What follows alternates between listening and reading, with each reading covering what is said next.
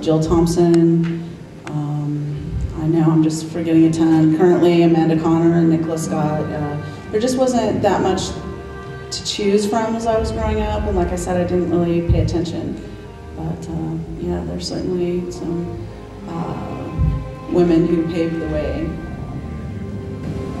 I met recently. I've been coloring for about a year and a half now, and for me, her name's Beth Statello. She works for Aspen Comics.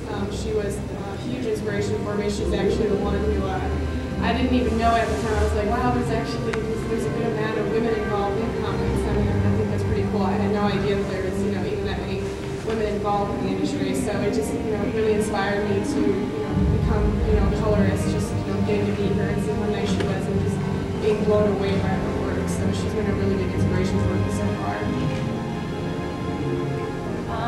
Well, just like Gail, when I started reading comics, I didn't pay attention to male, female. I just liked the artwork.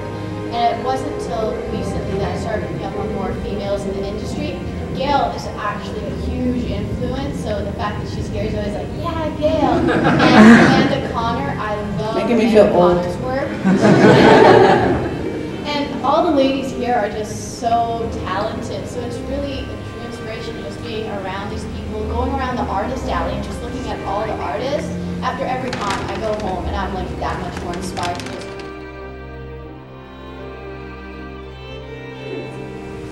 I've noticed that having sometimes part of my productions, aside from comics, we also do film work. And something that we're trying, and what I've noticed is that a lot of people that may not necessarily even be into comics at all will sometimes get pulled on by having a visual aspect. Like, I don't know how many people I've seen picking up Iron Man comics now that never had an interest in comics before because they went and saw that movie.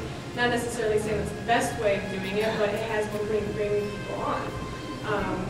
Honestly, me myself, I'm more of a DC guy, but seeing Iron Man definitely got me interested in knowing more about Tony Stark. So I wanted to know a little bit more about it. So, what part of my productions, we're developing a series of pirate films. I'm a huge fan of pirates. I have been since I was like 8 years old.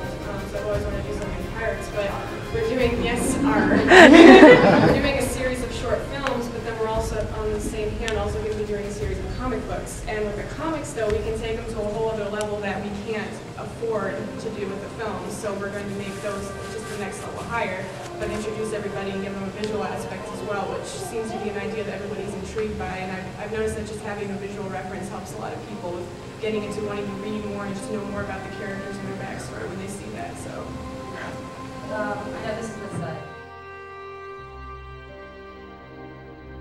I just want to say one last thing.